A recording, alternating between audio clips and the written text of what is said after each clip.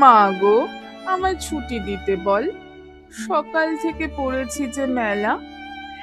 এখন আমি তোমার ঘরে বসে করবো শুধু পড়া পড়া খেলা। তুমি বলছো দুপুর এখন সবে, না হয় যেন সত্যি হলো তাই। একদিনও কি দুপুর বেলা হলে বিকেল হলো মনে করতে নাই?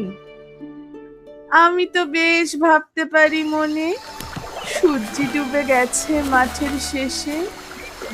বালতি ভরে চুবড়ি ভরে নিয়ে সাপ তুলেছে পুকুর ধারে এসে। আধার হলো মাদার গাছের তলা, কালি হয়ে এলো দিঘির জল।